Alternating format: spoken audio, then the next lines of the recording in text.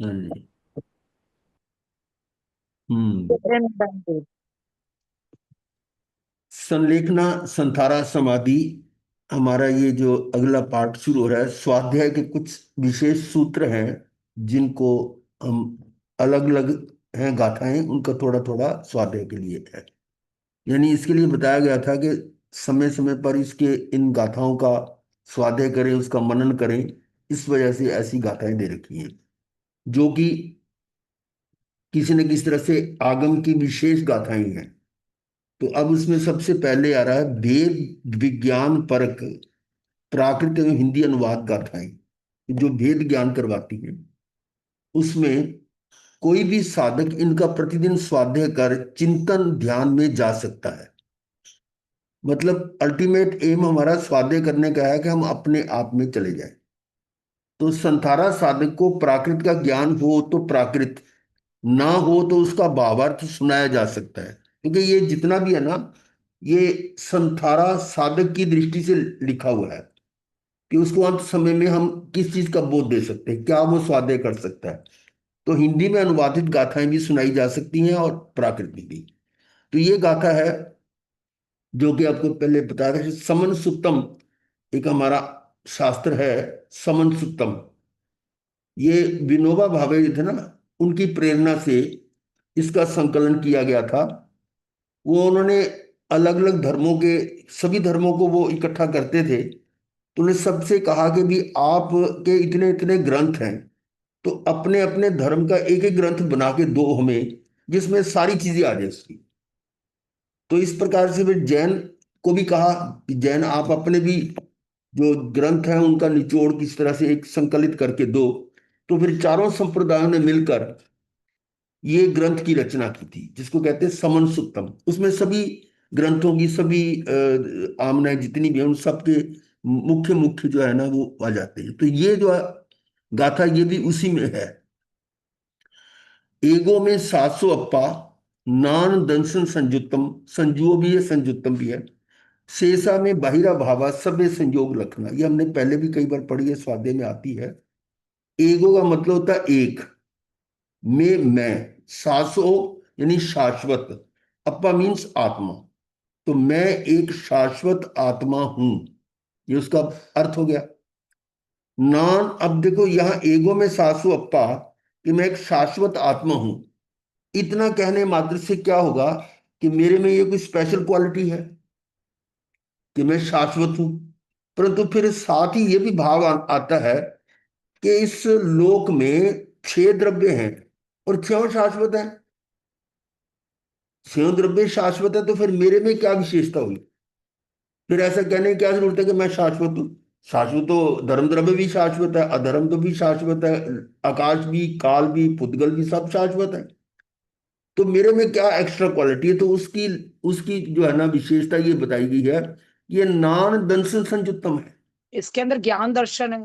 ज्ञान दर्शन से संयुक्त है ना। ये विशेषता है। वो सामान्य गुण है। शाश्वत तो सामान्य गुण है, सभी द्रव्यों में है, लोक शाश्वत है। परंतु ये विशेष गुण है जो अन्य द्रव्यों में नहीं पाया जाता। अब इन दो के अतिरिक्त बाकी क्या है? नान दर्शन संयुक्त, इस ज्ञान दर्शन के अतिरिक्त शेषा में बहिरा भावा, इसके अतिरिक्त जो शेष यानी जो इससे अलग है, जो इसको हटाकर, वो सब बहिर्भाव यानी पर भाव है, वो मेरे नहीं है। सभ्य संयोग लक्षणा, और वो भी जो मिला हुआ मेरे को, वो संयोग से मिला हुआ है। और संयोग का मतलब है वियोग होगा। इसका मतलब वो मेरे साथ स्थायी नहीं है कोई भी। मेरा स्थायी है तो मेरा अपना ज्ञान दर्शन, ठीक है। तो इसका भावार्थ ये दिया है, मैं एक शाश्वत आत्मा हूं, मैं अनंत ज्ञान अनंत दर्शन संपन्न हूं, शेष सभी बहिर्भाव है। इसके अतिरिक्त जो कुछ भी है वो बहिर्भाव है, मेरा नहीं है। अगर वो उसको अपना मानता है तो वो क्या है, कौन सा आत्मा है? बताइए ना, तीन तरह की आत्मा आपको मालूम है। बहिरात्मा। हाँ, वो बहिरात्मा है। और शेष सभी बहिर्भाव है। और जो संयोग लक्षण वाले, वो लक्षण उनकी पहचान बस संयोग से मिले हुए हैं। और जबकि संयोग भी अनादि काल से है। द्रव्य कर्म, भाव कर्म, नो कर्म, तीनों अनादि से है। परंतु है संयोगित। हम्म, क्योंकि अनंत ऐसे हुए हैं, सिद्ध हो चुके हैं, जिनके साथ ये संयोग खत्म हो गए। अगर ये यानी संयोगित ना होते, मतलब शाश्वत होते, हमेशा रहने वाले, तो उनके भी रहते फिर तो। पर ऐसा हम्म, तो नहीं है। इसलिए ये संयोग लक्षण वाली संयोग है, इसलिए इनका संयोग अनादि से है, पर इसका भवी जीवन अंत के कर हिसाब सकते से हैं। अंत है। अब आगे वही कह रहे हैं, शाश्वत तो छह द्रव्य है। इसलिए शाश्वत कहने का अर्थ यहां ये है कि मुझसे जुड़ा ये औदारिक मनुष्य शरीर शाश्वत नहीं है। ये जो शरीर है वो शाश्वत नहीं है। क्यों नहीं है? ये तो मतलब बदलता रहता है हाँ, ये नहीं, पुद्गल है, गढ़ेगा पुद्गल सड़ेगा। है तो वो तो ना, अगर कोई उसका इसका उत्तर स्वभाव ये दे मिलना कि ये बिछुड़ना। पुद्गल है, अगर कोई हम्म, कहे ये पुद्गल है, तो वो तो शाश्वत है। पुद्गल तो, सड़न गलन अरे इसका पुद्गल स्वभाव है। ने स्वभाव की बात नहीं है। वो तो मेरे भी विकृतियां आती हैं, हर द्रव्य में हो सकती है, पर तो यहाँ जो है ना, ये जो ये शरीर है वो पुद्गल ही तो है। हम्म, क्या इसमें कोई और सुधार हो सकता है इस बोलने में? ये नहीं, पुद्गल की अब इस पर्याय दौर में है। औदारिक शरीर मिला है, हाँ, अगले ये बदल जाएगा ना अगली जब गति के बदलना ना, हिसाब से। तो उसको आप शास्त्रीय भाषा में क्या कहोगे? ये पुद्गल की पर्याय है। हम्म, हाँ, अवस्था। पुद्गल एक द्रव्य है, और उस द्रव्य का गुण है गलना, सड़ना, मिलना, बिछड़ना। तो ये तो कभी बदलते नहीं है, तो शाश्वत है। पुद्गल द्रव्य रूप से पुद्गल ही रहेगा, है ना। और हम्म, उसका गुण जो है वो भी वही रहेगा, मिलना, बिछड़ना। तो ये जो शरीर है ये पुद्गल की पर्याय है, हम्म, और पर्याय हर समय बदल रही है। उस हम्म, तब कह सकते हो ये शाश्वत नहीं है। हम्म, अदरवाइज द्रव्य की अपेक्षा तो शाश्वत है। हम्म, उसकी उसकी पर्याय बदल रही है ना। हम्म, कोई भी परमाणु, एक परमाणु भी यानी नष्ट होने वाला नहीं है। हम्म, वो आज किसी एक द्रव्य के साथ, कल दूसरी द्रव्य के साथ, एक से निकला दूसरे में जुड़ गया, ओवरऑल। और इस बात को साइंस भी मानती है कि matter is indestructible. Hmm, matter matter can is, neither be created not destroyed. Hmm, matter जो है ना, इज इनडिस्ट्रक्टिबल, ये साइंस की भाषा है। वो एक रूप से दूसरे रूप में बदला जा सकता है, उसकी हम्म, पर्याय बदल सकती है। उसमें वो, और आगे क्या कहते हैं कि it can be change to energy and vice hmm, versa. Matter energy में बदल सकता है। ये आइंस्टीन का formula, E is to M C square, energy आता ना। तो हम्म, वो एनर्जी भी मैटर है, वो भी पुद्गल है। हम्म, हम तो जानते हैं ना, लेकिन साइंस ने तो इस तरह से प्रूव किया कि जो भी पदार्थ है टोटल इस दुनिया में, इस जो भी नोन है हमारे, वो सभी शाश्वत हैं। हम्म, इनका नाश नहीं होता, हम्म, इनडिस्ट्रक्टिबल, हम्म, यानी ये अविनाशी है। हम्म। हम्म, तो यहां पर कहा कि मुझसे जुड़ा ये औदारिक शरीर, औदारिक शरीर मतलब औदारिक पुतलों से बना हुआ है, हम्म, ये शाश्वत नहीं है, क्षण क्षण बदलने वाला, अनित्य, यानी सदा रहने वाला नहीं है, अनित्य है। हम्म, न जाने कब किस क्षण में आयुष्कर्म पूरा हो जाए और छूट जाए। हम्म, और इतना क्षण भंगुर, अनित्य, विनाशक है। इतना क्षण भंगुर कभी भी छूट सकता है, अनित्य और विनाशक, विनाश होने वाला है। परंतु इसकी मृत्यु से मेरी मृत्यु नहीं होती। हम्म। क्यों नहीं होती? मैं तो शाश्वत आत्मद्रव्य हूँ, तो मेरी नहीं, मृत्यु नहीं। हाँ शाश्वत तो है, पर हम्म, मृत्यु का हम कहते हैं प्राणों का नाश हो जाना मृत्यु होती है, और हम्म, मेरे प्राणों का नाश होता नहीं।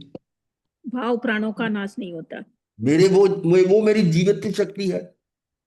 पहली शक्ति जो है ना, जीवित शक्ति, यही है कि मैं जीव मर नहीं सकता, हम्म, क्योंकि मेरे प्राण, चैतन्य प्राणों से जीवित हूं मैं।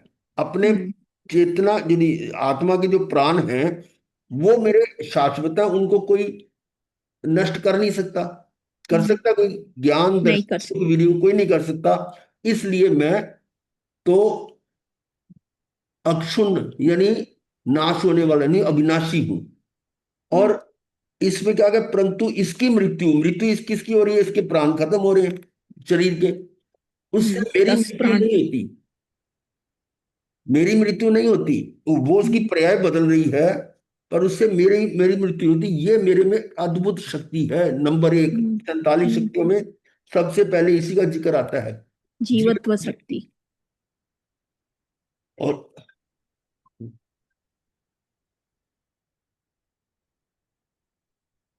इसका नाम, हम्म, एक मिनट, इसको मेरा स्विच ऑफ कर दो।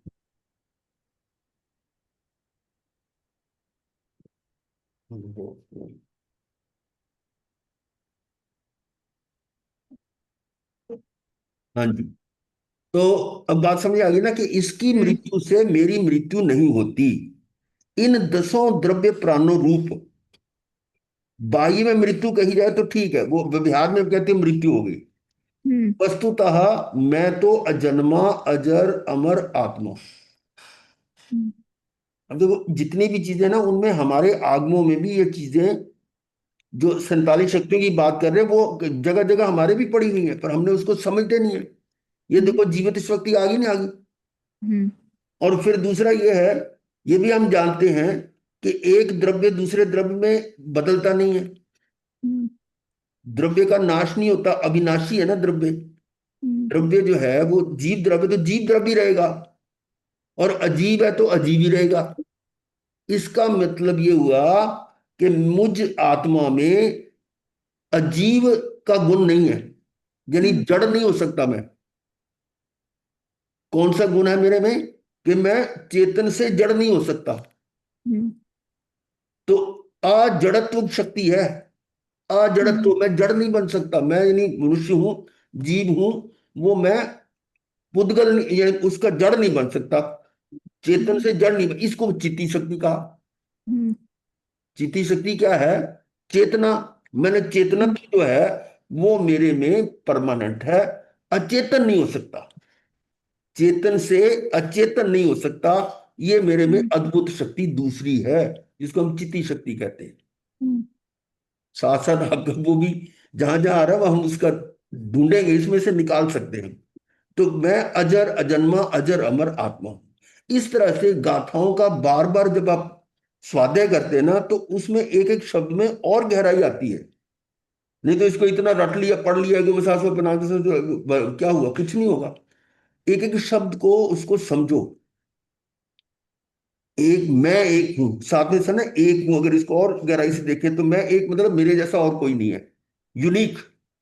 हम्म, वो होता है ना, कौन सा वो यूनिक आईडी होती है जो आपकी आधार कार्ड, वो एक अलग आईडी है ना, ऐसे मेरी आईडी अलग है, किसी और की है ही नहीं ये। अहम एक को खलु सुद्धो, वही चीज है ये, मैं एक शाश्वत आत्मा हूं। तो इस तरह से ये गाथा का हमने ये किया।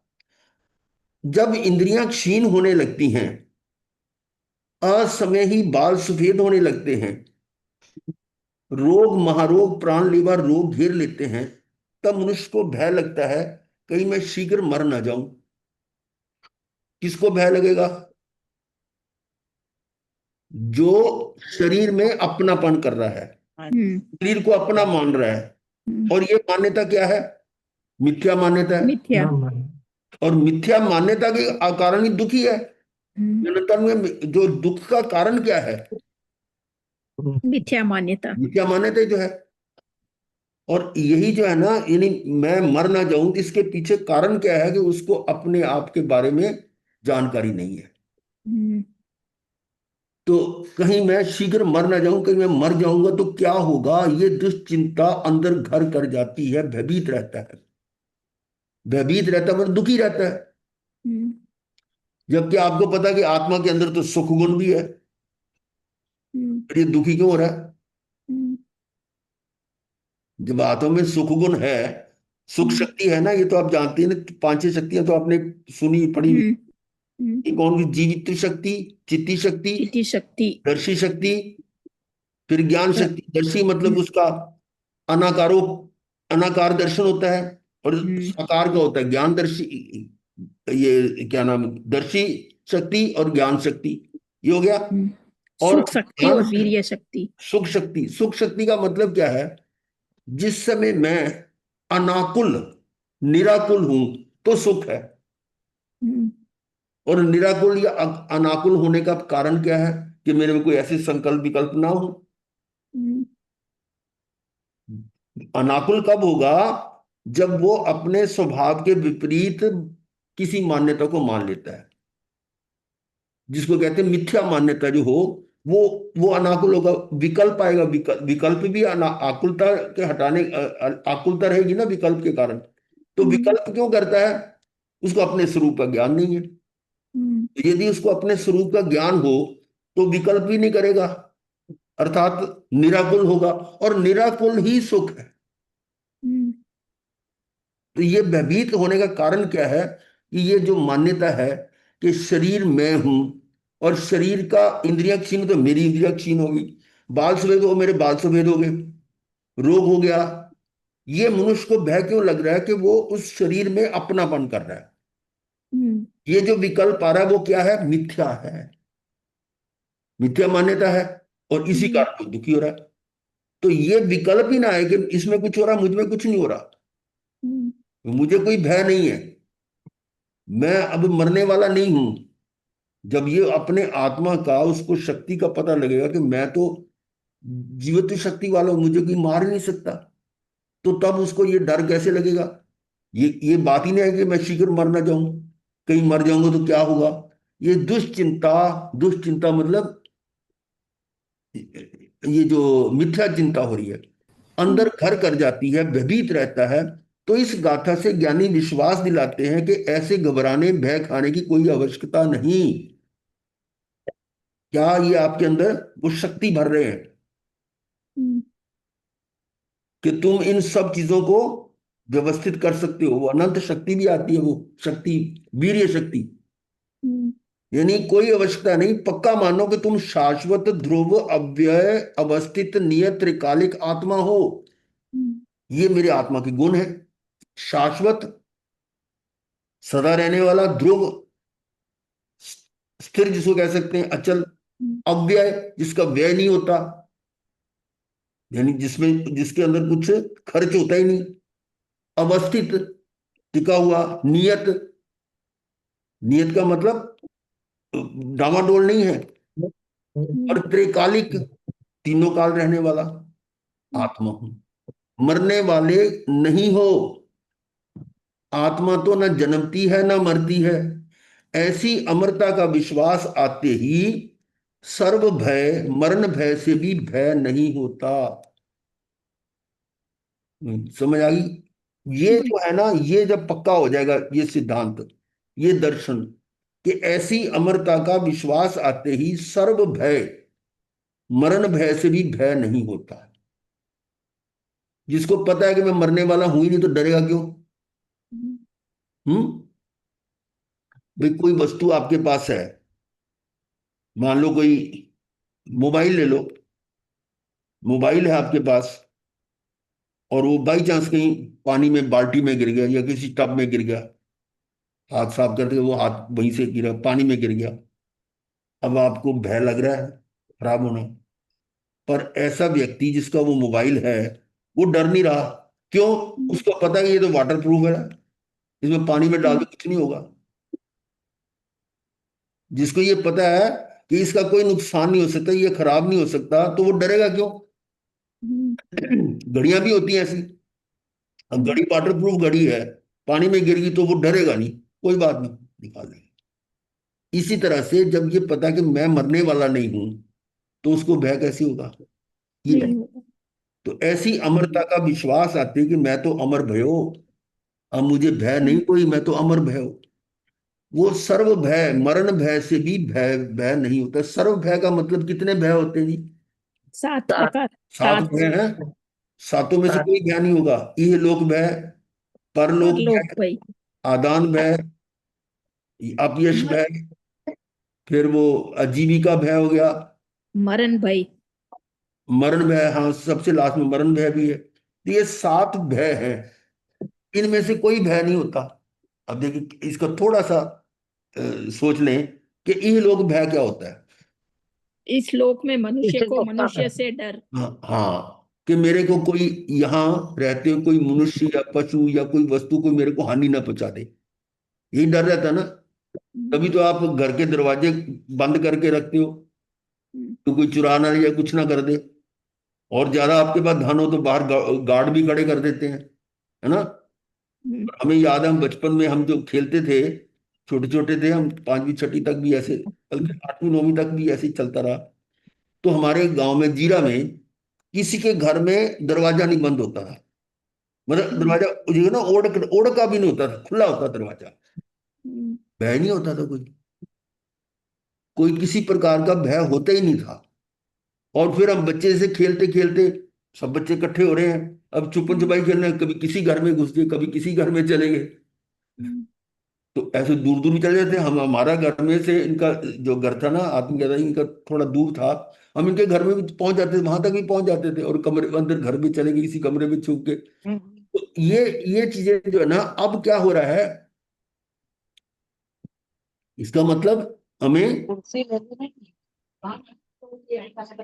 भय है। किस चीज का? इहलोक भय, कि इस लोक में मेरा कोई नुकसान ना कर दे, कोई चीज ना चुरा ले, या कोई मार ना दे, कुछ ना कर दे। और ये इहलोक भय हो गया।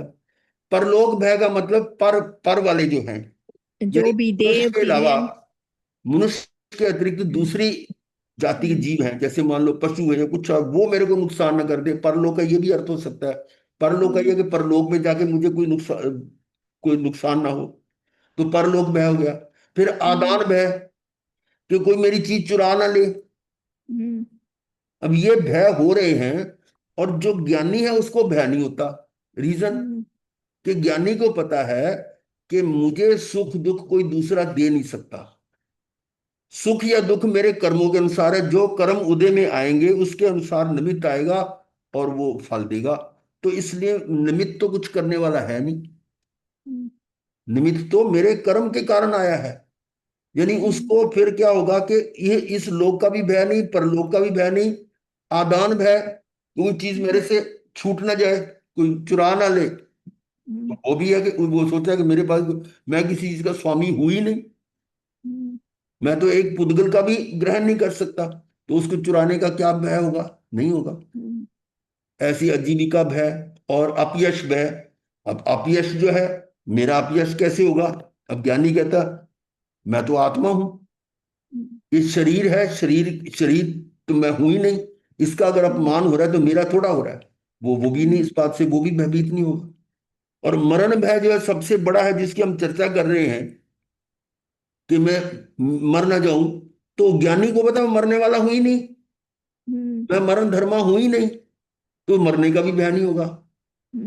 तो सातों भय नहीं होते, एक भय होता है सिर्फ। भाव बढ़ने का बढ़ता है। हाँ, कि भव ना बढ़ जाए मेरा, मेरे भव ना बढ़ जाए, मैं शीघ्र ही मुक्त हो जाऊं। जन्म मरण से, संसार से भय लगता है, चतुर्गति संसार के बढ़ने में भय भय लगता है। ये तो बात उसकी हो सकती है, ये आठवां भय हो सकता है, पर सात भय नहीं होते इसको। ठीक है।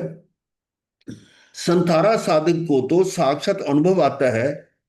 संथारा साधक की बात चल रही थी ना, कि शरीर आदि संयोग तो बस छूटने ही वाले हैं, मैं तो शाश्वत आत्मा हूं। अब वो सोच रहा है ना, उसको बोध है, ये पहले पड़ा हुआ होगा तभी तो ऐसा सोचेगा कि भी छूट जाएगा, छूट जाएगा, मैं तो आत्मा हूं, मरने का कोई भय नहीं है। अब वो भयभीत नहीं होगा।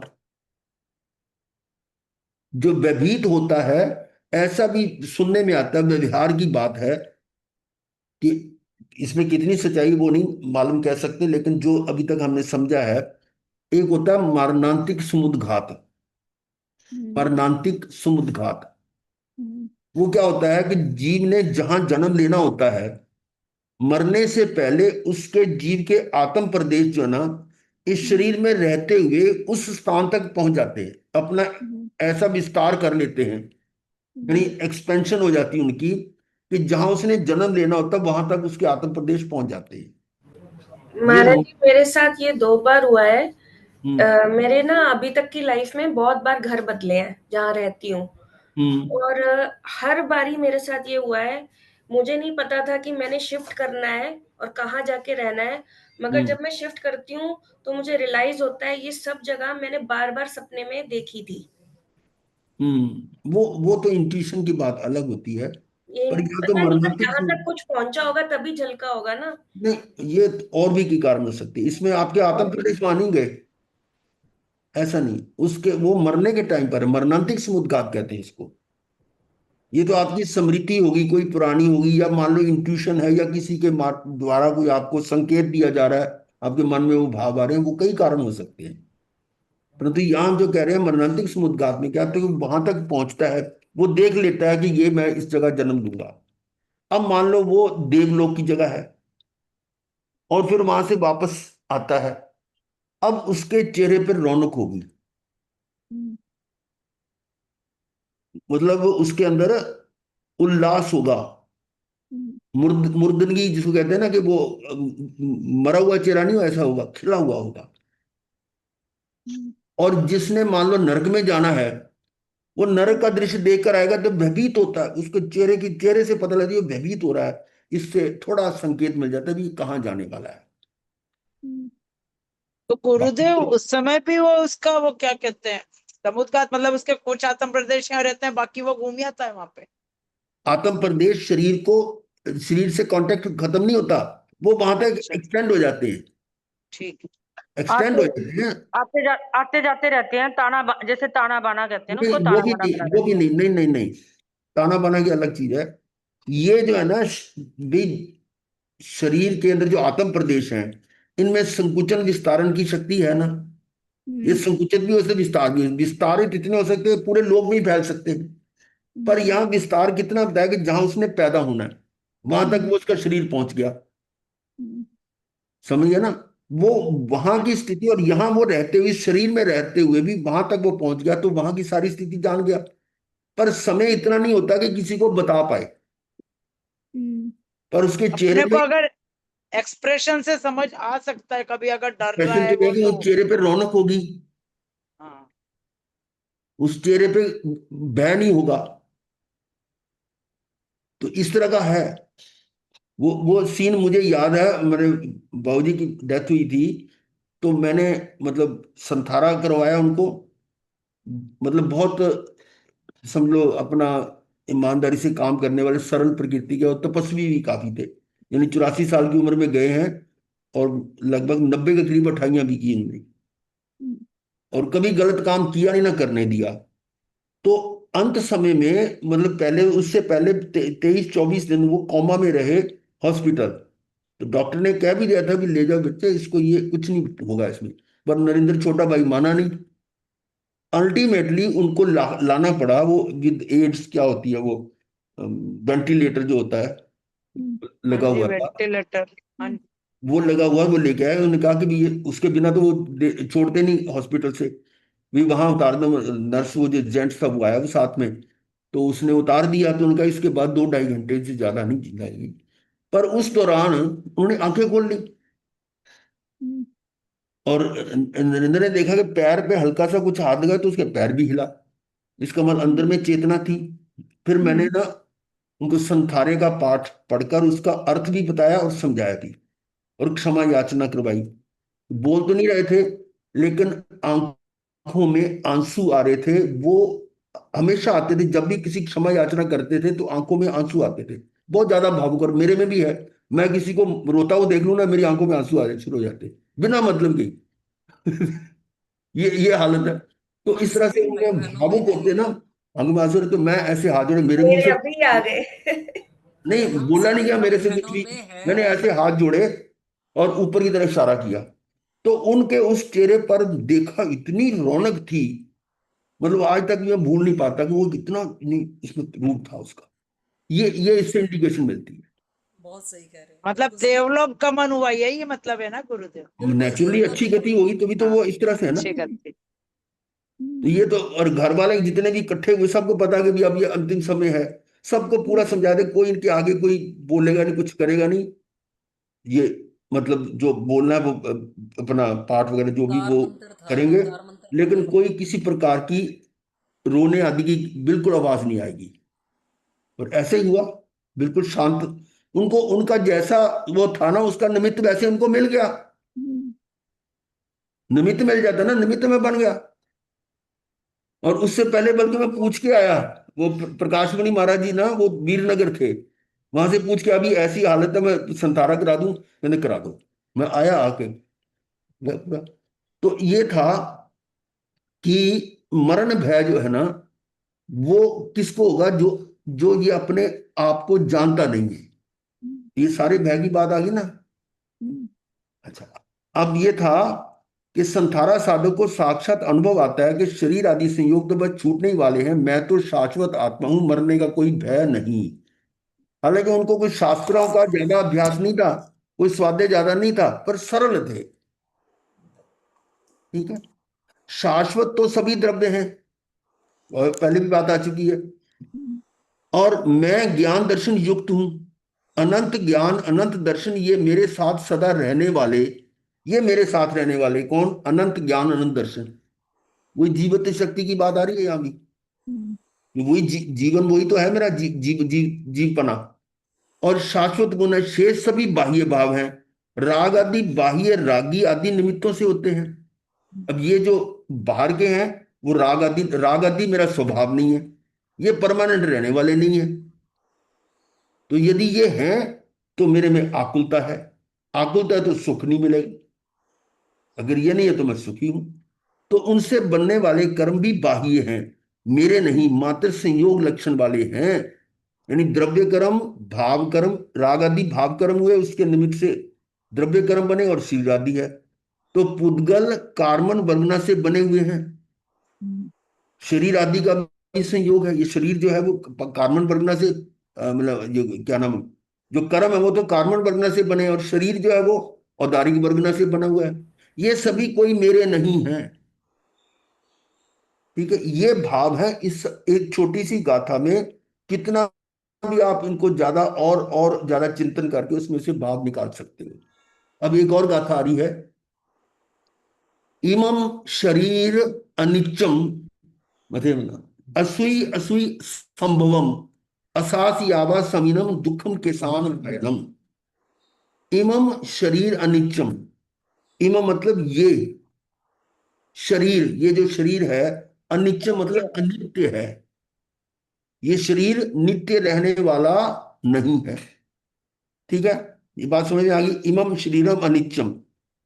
असुई, असुई का मतलब अशुचि। अशुचि। और असुई संभवम, ये अशुचि से बना हुआ है। हम्म। ये खुद भी अशुचि है और अशुचि से ही है, यानी गंदगी से बना हुआ है, ये कह लो। असुई असुई संभवम। और ये आप सभी जानते हैं, ये शरीर बना किससे हुआ है? अशुचि से। डॉक्टर तो अच्छी तरह जानते हैं, और हम भी जानते हैं कि वीर्य माता के और गर्भ रज। में आए तो मेरा औदारिक शरीर तो था नहीं। ठीक है। ये अब जो जन्म होता है ना, उससे पहले मृत्यु होती है ना, मृत्यु होते ही वो वहां से चल देता है, और एक समय, दो समय, तीन, ज्यादा ज्यादा चार समय में जहां पहुंचना वहां पहुंच के जन्म कर लेता है। तो वहां उस जन्म के समय में उसके साथ दो शरीर हैं। कौन कौन से? तेजस और कार्बन। तेजस और तेजस कार्बन। कार्बन। कार्बन और तेजस है, वो है, लेकिन औदारिक शरीर तो नहीं है ना। नहीं। अब उस नहीं है। औदारिक शरीर के लिए उसको उसके योग्य पुद्गल चाहिए। ठीक है। और अब उसको उससे पहले, जो मरने से पहले उसने आयुष कर्म जैसे बांधा हुआ है। छह बातें उसमें आती हैं, याद होंगी, आप 25 बोल में कराई गई थी। गति, जाति, हाँ, पहले प्रवेश, गति, जाति। गति, स्थिति। जाति कौन गति। सी होगी, गति कौन सी होगी, और स्थिति। फिर उसकी स्थिति। जाति, गति, स्थिति, ये कितनी देर तक वो उसमें रहेगा अगले भाव में। और शरीर कैसा होगा, औदारिक होगा, वैक्री होगा, उसके नामकरण के हिसाब से कितनी प्रकृतियां हैं शरीर की। हड्डियां कैसी होंगी, इंद्रियां कैसी होंगी, कैसा मजबूत होगा या नहीं होगा, रंग कैसा होगा, इसकी यानी इंद्रियों की शक्ति ज्यादा होगी या कम होगी, सारी बातें उसमें आ जाती हैं। स्वर कैसा होगा, बोलचाल कैसा होगा, उसको यश कर्म, ये कितने कर्म है उसमें, नाम कर्म में, उसके अनुसार उसको शरीर की प्राप्ति होती है। और फिर जो कर्म उसके साथ जा रहे हैं, जो उस जन्म में उसका फल देंगे, उनकी इंटेंसिटी कितनी होगी, कि वो कितना दुख अनुभाग। देंगे, कम देंगे, ज्यादा देंगे, और वो कितने कर्म मेरे साथ, उस फल वाले कर्म कितने मेरे साथ होंगे, उनकी प्रदेश की संख्या ही नहीं, जाति, गति, स्थिति, फिर आ गए शरीर, अवगाहना आगे, और और प्रदेश। अनुभाग और प्रदेश। ये 6 बातें फिक्स होती हैं। किसके अनुसार? मेरे अघाती कर्मों के अनुसार। घाती कर्म नहीं, अघाती कर्म, नाम, गोत्र, आयुष, मुख्य तो 3 है ये। इन तीनों के अनुसार वो 6 चीजें निर्धारित हो गई। ठीक है, ये 3 कौन से? नाम, गोत्र, आयुष के अनुसार वो मेरा अगला टारगेट फिक्स हो गया। अब वो जो जहां मेरे को वो चीजें पूरी तरह से मिलेंगी मेरी स्पेसिफिकेशन के मुताबिक, तो मेरी प्लेसमेंट वही होगी। ये आजकल प्लेसमेंट भी होती है ना, बच्चे पढ़ रहे हैं, पढ़ते पढ़ते उनको प्लेसमेंट हो जाती है, वो सेलेक्ट कर लेते हैं कि भाई ये कैसा है, चलो इसको फलानी वो कंपनी वाले लेंगे, उस कंपनी वाले लेंगे। तो ये मेरी प्लेसमेंट भी उसी हिसाब से होगी जिस हिसाब से मैंने आयुष्कर्म बांधा है। तो ऐसे ही उसके अनुसार ही अकॉर्डिंगली वो मेरी प्लेसमेंट ऑटोमेटिक है। इसमें कोई परम पिता या सुपर नेचुरल पावर कोई नहीं है, ये सारा ऑटो मोड पे स्वतः। और वहां आकर उस सिचुएशन में माता पिता के संयोग से जो वो उपलब्ध हो रहा है, रज और वीर्य के हिसाब से, जो मेरा पहला आहार है, जिसको हम कहते हैं ओज आहार, ठीक है, जो पहला आहार है, वो वो मेरे को प्राप्त करना है, और उसमें से मैं ग्रहण करता हूं। जो पहला आहार है ना, इसको ओज आहार कहते हैं, वो ग्रहण कर रहे, वो है क्या? बात तो ये आ रही है, वो किससे? सूची से ही बना हुआ। अशुचि से। अशुचियों का भंडार है। बोलो। यानी जो ये शरीर है वो बना किससे? वो आहार जो लिया उसी से तो बना ना। हाँ जी हाँ। जैसा आहार लोगे वैसा शरीर बनेगा। तो उस अशुचि से बना हुआ अशुचियों का भंडार है, यानी अशुचि से बना है और अशुचि का भंडार है, ये असुई असुई संभवम, उसी का भंडार है। और असास्यावा समिनम, शाश्वत होता है शाश्वत, और अ लग गया आगे अशाश्वत, अशाश्वत। ये अशाश्वत है। समिनम यानी अशाश्वत स्थान है। अशाश्वत यानी ये जो है शरीर शाश्वत नहीं है, अशुचि वाला भी है और शाश्वत भी नहीं है। दुख के सान भाइनम, और दुखों का भाइनम मतलब बर्तन, पात्र, भाई, भांडा जिसको कहते हैं, भांडे, भाजन। भाजन, हाँ वही। दुख के सान भाइनम, इमम शरीरम अनित्यम, असुई असुई संभवम, असास यावा समीनम, दुख के सान भाइनम। मेरे ख्याल आप अर्थ समझ गए होगे पढ़ते। ये शरीर अनित्य है, अशुचि से ही बना है, अशुचियों का भंडार है, और ये आत्मा का अशाश्वत स्थान है, और दुखों का भाजन है। अशुचि भावना में इसका व्यापक चिंतन आया, हमने किया भी है कि ये शरीर तो गंदगी का भंडार है ये। और भावना भी उसमें बोलते हैं ना, दीपे चाम चादर मणि, हाड पिंजड़ा देह, भीतर या सम जगत में और नहीं गिन गए, इसके मुकाबले में और कहीं इतनी घिनौनी, इतनी घिन वाली जगह नहीं है। तो ये बोध दे रहा है आपको, ये जो शरीर पर आप इतराते हो, वो शरीर है क्या? अशुचियों का, बीमारियों का भंडार है। और हमने इसको इंपॉर्टेंस दे रखी है, और जिसके कारण इसकी महिमा है, उस अपने आत्मा को जानना ही नहीं। आत्मा अपने आप को ना जान के पर कोई अपना मानता रहा, और वो किसको माना? जो अशुद्धियों का भंडार है, अशुचि का भंडार है। क्लियर? ये एक गाथा आई थी, ये भी उत्तराधयन सूत्र में है। अब इससे आगे, गुरुदेव, भाजन का मतलब नहीं समझ में आया। भाजन भाजन जिसमें वस्तु रखी जाती है, पात्र, मैंने पंजाबी में बोला भांडा, बर्तन। भांडा भी बोला मेरे बीच में। हाँ जी, हाँ जी, समझ गई। भांडे टिंडे ये भांडे बर्तन, हाँ जी। बासन बासन भी कह देते हैं, हम्म, बर्तन बासन।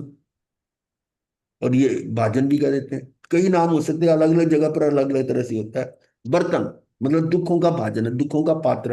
अब हम पात्रा कह देते हैं अपने बर्तन, हम पात्रा बोलते हैं, हम्म, तो है वही भाजन। और अशुचि भावना में इसका व्यापक चिंतन आया है। तो ये था, यानी एक गाथा हमने ये की, कौन सी, एगो में सासु अप्पा, उस पर चर्चा। और ये है दूसरी, इमम शरीरम अनित्यम, ये सारी बोध बोध वाली है, और शरीर और आत्मा का भेद कराने वाली है, और संथारा साधक के लिए बहुत इंपॉर्टेंट है। और उस समय वो तभी समझ पाएगा जो उससे पहले उसने समझा हुआ होगा, हम्म, है ना। मैं कई हम्म, बार एग्जांपल देता हूं हमारे चाची जी की। उनको संथारे का कोई पता नहीं, संथारा होता क्या है, हम्म, अर्थ ही नहीं मालूम था। बीमारी, उम्र काफी थी, बड़ी उम्र की थी। डॉक्टर ने कहा कि इसको पेस मेकर लगेगा, पर पेस मेकर गारंटी नहीं दे रहे हम कि इतनी उम्र में ये चल पाएगा, नहीं पता नहीं डेथ ही हो जाए, कुछ हो जाए। तो हमने घर वालों ने फैसला किया कि हम पेस मेकर नहीं लगवाएंगे। कहते नहीं लगवाया तो ये बचेगी नहीं, बीपी डाउन हो रहा है। वो पेस मतलब वो वेंटिलेटर जैसे लगाया हुआ था, हमने छुट्टी दिलवाई, घर ले आए, ये सोच के कि अब ये अंतिम समय है। और आचार्य श्री जी वहां थे, प्रशांत विहार। ये 2013 की बात है, शायद 13 की 14 की है, 13 की, हाँ 14 की, 14 की बात है, 2014 की। और उधर से महाप्रभु को भी बुला लिया हमने, वो पन्ना बहन महाविद्या क्षेत्र में जो रहती थी, और उन्होंने उसको संथारा करा दिए। अब उनका, हमारी चाची को संथारे का पता ही नहीं होता क्या है। हम्म, वो तो हमारे जी बिठाओ, पट्टे पे बिठाओ, पट्टे पे बिठाओ, ऐसे बोल रही थी। मतलब बड़ी उम्र में उसका बोलना भी ऐसे था। मतलब उन्होंने संथारा कराया, मैं भी था, ये आत्म ज्ञाता जी उस समय, ये दीक्षा से पहले की बात है, करा दिया। चले गए मंगल पाठ सुना के। अब शाम को वो मांग रही है पानी, हम्म, मुझे भूख लगी है। अब बताओ, उसको यही नहीं पता संथारा क्या होता है, और इसमें पानी पीना या नहीं पीना, उनको कैसे समझाओगे।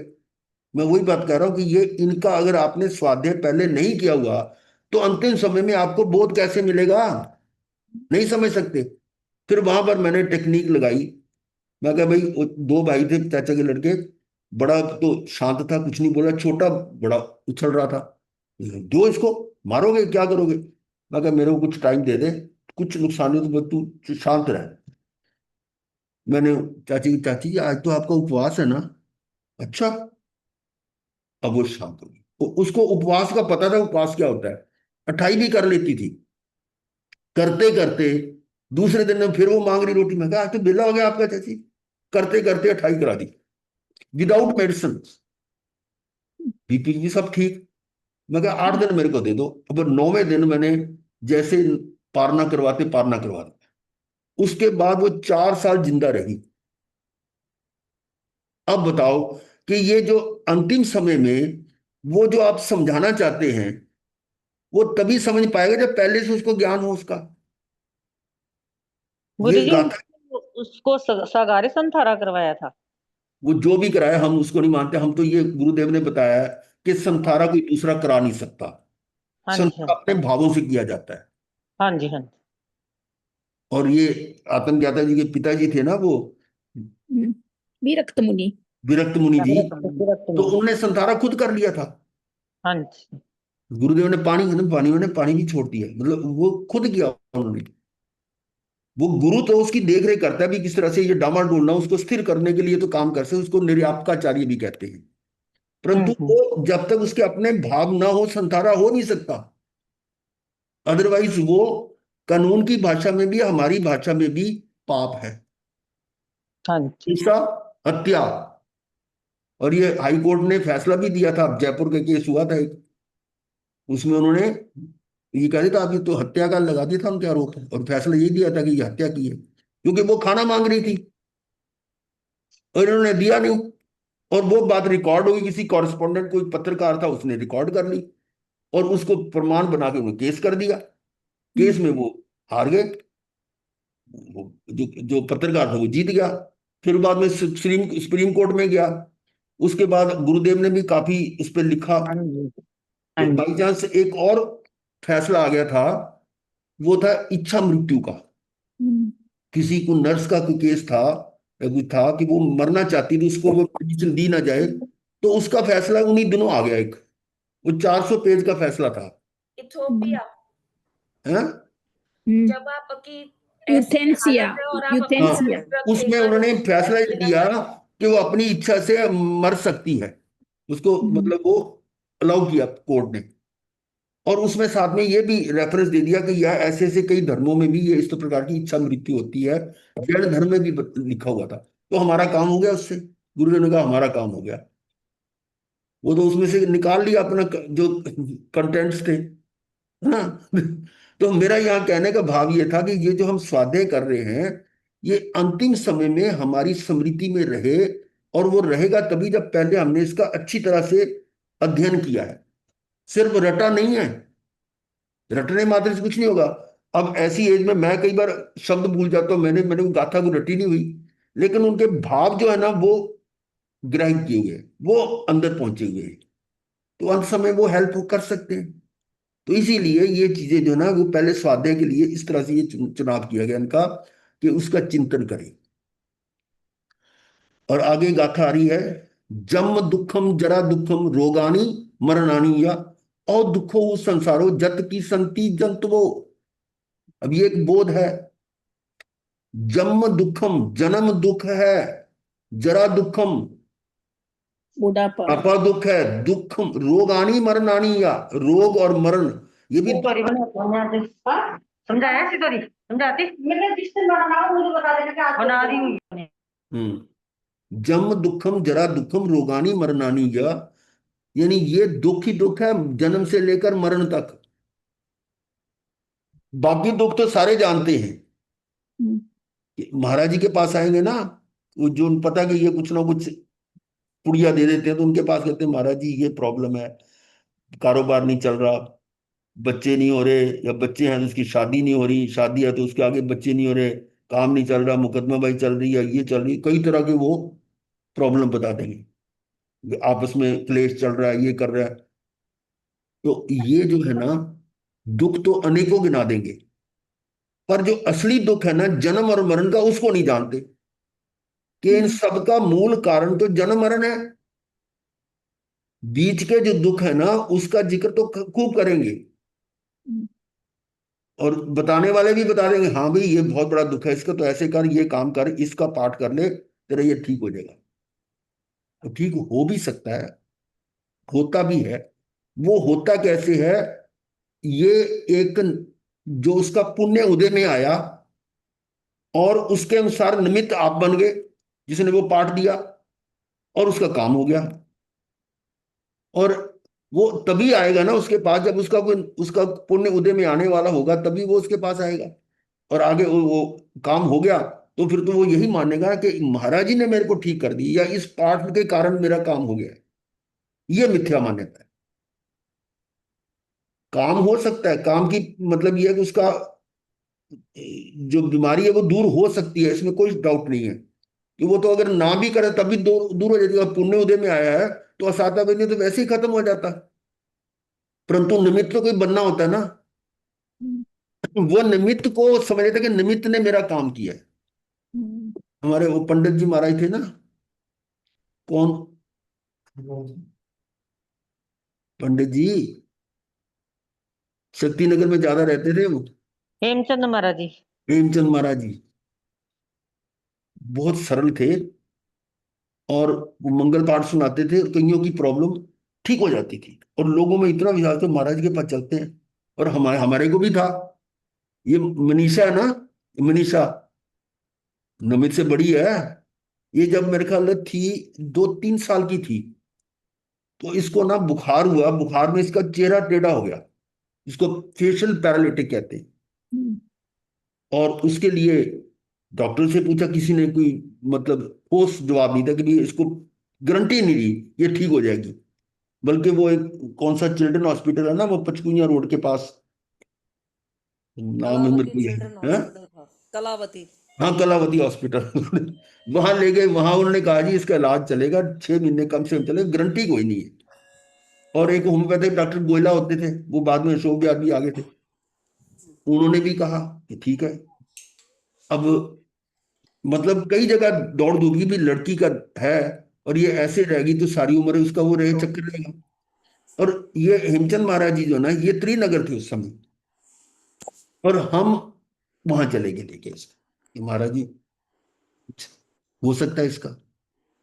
उन्होंने वैसे सहज भाव में इसके एक हफ्ता आप मंगल पाठ सुनने, मंगल पाठ रोज सुनाते, कर प्रार्थना के रूप में करते थे, मंगल पाठ होता था, स्वाध्याय होता था। तो हम उसके पास जाने शुरू कर दिया, और आप यकीन करोगे 3 दिन के बाद वो लड़की ठीक हो गई। अब हम, हमारे में तो विश्वास है कि उन्होंने किया है ना। अब आप समझ में सकते हो कि अज्ञानी की सोच और ज्ञानी की सोच में क्या फर्क है।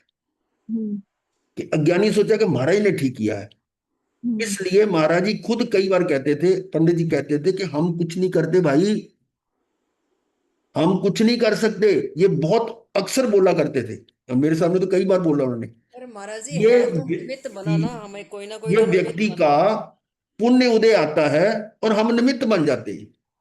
तो निमित्त को अगर हम नकार देते तो शायद वो ठीक ना होती, निमित्त नहीं मिला। नहीं नहीं नहीं, अरे यही तो मैं बता रहा हूं। अगर आप उस निमित्त पे ना, तब भी ठीक हो जाती वो, क्योंकि उसके कर्म उदय था, तो निमित्त तो चल के आता है। हम उसके पास नहीं गए, चलो मैं और छोड़ता हूं। 75 की बात है, 75 या 6 की, मैंने 28 की थी, और वो 28 का पारना बिगड़ गया मेरा, और शाम को मैंने जूस ले लिया, बुखार हो गया 105 106 कितना। अब वो हालत ऐसी, अब बोलो क्या हुआ। और वो पंडित जी और उनके साथ श्रीचंद महाराज जी होते थे, वो त्रिनगर से चलकर घर पे आए मंगल पाठ सुनाने के लिए। अब अच्छा। बोलो, ये दिमाग से निकाल दो कि हम ना करते तो नहीं होता। वो होगा ही उसी तरह से, व्यवस्था में जैसे पड़ा हुआ है उसी हिसाब से होगा, आपके करने से या चाहने से नहीं होगा। हम्म, जो कर्म है वो अपने क्रम के अनुसार उसी हिसाब से आएगा, और उसका जो मतलब स्थिति बंद पूरा हो जाता है, जब उसका पुण्य का उदय आता है तो अपने आप उसका सही हो जाता है। तो कोई ना कोई उदय तो आएगा। निमित्त जो है वो जरूरी नहीं कि वही हो। अब अर्जुन माली ने 1141 लोगों को मारा, तो 1141 लोग उसको मार दे तब उसका बदला पूरा होता ना। पर हम्म, तो नहीं आए, निमित्त कौन बना? दूसरे लोग, उनके घर वाले पत्थर मार रहे हैं, गालियां दे रहे हैं, उनकी हिजरा हो रही है। बोलो, इसलिए निमित्त को किसी भी तरह से हम कर्ता नहीं मान और सकते। मेरे को तो ये वाली रोटी भी जलन करती है इसकी, जो हम्म। अच्छा। ये क्रमबद्ध ही आएगा गुरुदेव यहाँ पर भी। हाँ बिल्कुल, जो हम्म, वो नियमित है, जो हम्म, मतलब स्थिति जिस जैसी है वैसा ही होगा। आपके सोचने से, आपके कहने से, आपके करने से कुछ नहीं होगा। कर्मों का डांस है, कई लेयर्स में चल रहा है। हैं? समझते? कर्मों का डांस है, कई लेयर्स में चल रहा है और इकट्ठे नहीं, चल रहा है। वो कर्म का तो बहुत लंबा चौड़ा हिसाब है ना, लेकिन उनकी भी क्रम बना हुआ है। हम्म, अब मान लो आपको सम्यक दर्शन नहीं हो रहा, आप सोच रहे सम्यक दर्शन मैं प्राप्त कर लूं। सम्यक दर्शन होना मान लो आज से मान लो 100 साल बाद होना है, यानी इसका मतलब इतने काल के बाद होना है। अब वो सम्यक दर्शन जो 100 साल के बाद होना है, वो उठा के आप आज की डेट में ला सकते हो क्या? नहीं ला सकते। अगर मान लो ले भी आए, तो उस 100 के बीच में जो जो मिथ्या दर्शन वाली पर्याय पड़ी वो कहाँ जाएंगी? हम्म, क्योंकि जब आपके सम्यक दर्शन हो गए तो मिथ्या दर्शन की पर्याय तो खत्म हो जाएंगी, वो कहाँ हम्म, रखोगे उसको? सारी हम्म, व्यवस्था ही बिगड़ जाएगी। हम्म, यानी इसको हम व्यवस्था जितनी है उसको आगे पीछे करने करेंगे तो उसके उसका किसी भी तरह से पॉसिबल नहीं है। भाई कोई मान लो किसी लाइन में है, लाइन में व्यक्ति खड़े हुए हैं, आप किसी मान लो 10 नंबर वाले को 1 नंबर पर ला रहे हो, तो इसका मतलब सीक्वेंस तो लड़ी तो खत्म होगी ना। वो क्रम क्रम नियमित नहीं है, पर जहां नियमित क्रम है वहां तो बदल ही नहीं सकते ना। चलिए, ये था। हाँ हाँ हाँ, चलो अब भजन बोल लेते हैं, चलो ठीक है। हाँ हाँ। हम्म हम्म,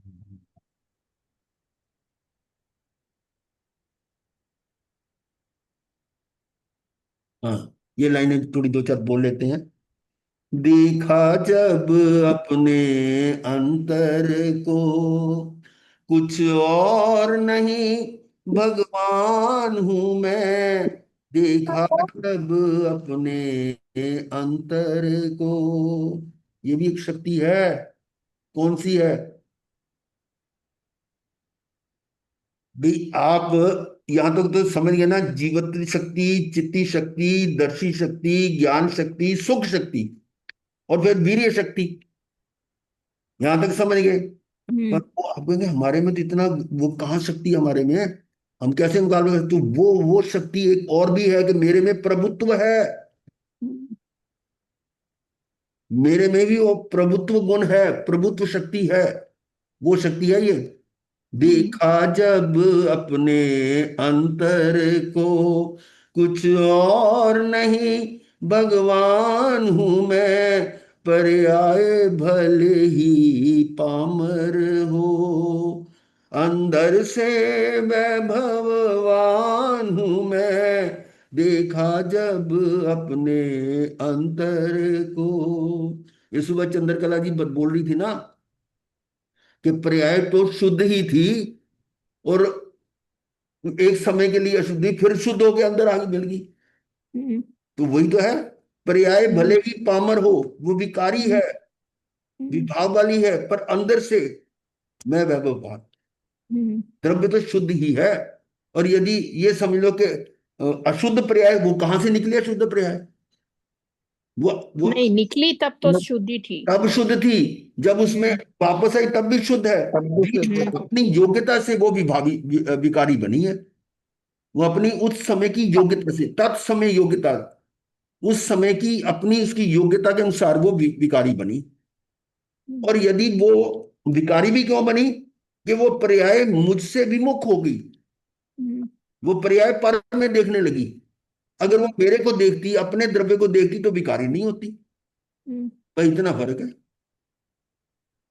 कि वो जो पर्याय उठी, वो पर को देख रही है, विकल्प में जा रही है।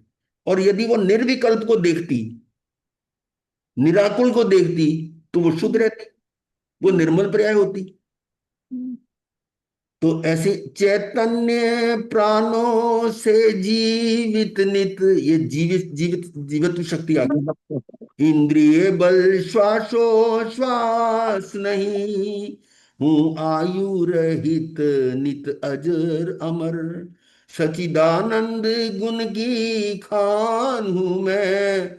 देखा जब अपने अंतर को, यहां भी शक्ति आ गई, जीवत्व शक्ति आ गई, और साथ में सच्चिदानंद सुख।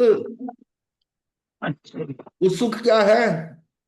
हम्म ये सुख है आत्मा का निराकुल अनाकुल होने में सुख है। हम्म अनाकुल होने में ही सुख है। और यानी आकुलता क्यों होती है? आकुलता के पीछे दो कारण हैं। संकल्प विकल्प होने से आकुलता होती है। आकुलता संकल्प विकल्प के दो कारण हैं। अभी ये सुबह वाली क्लास में अक्टूबर देखा अक्टूबर। है। श्रद्धा और चरित्र। हम्म अच्छा। दर्शन मोहनी और चरित्र मोहनी, ये संकल्प विकल्प के कारण है। हमारी हम्म श्रद्धा विपरीत है, तब भी विकल्प आएंगे। और चरित्र भी हमारा विकारी है, तब भी विकल्प आएंगे। तो इसका मतलब सुख गुण किस में से निकला?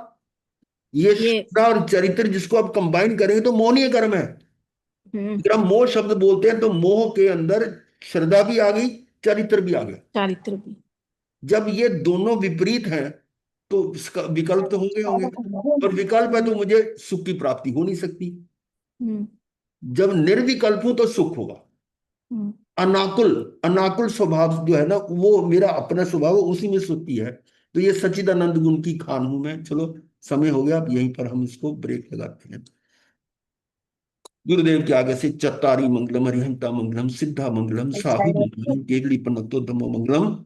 चत्तारी लुगुत्मा रिहंता लुगुत्मा सिद्धा लुगुत्मा साउ लुगुत्मा केवली पनतो धम्म लुगुत्मो चत्तारी शरणम पवज्जामि रिहंते शरणम पवज्जामि सिद्धे शरणम पवज्जामि साधु शरणम पवज्जामि केवली पनतम धम्मं शरणम पवज्जामि। चार मंगलिक, चार उत्तम, चार शरणा और न शरणा कोई, जो भव्य प्राण आप लोग से अजर। चलिए।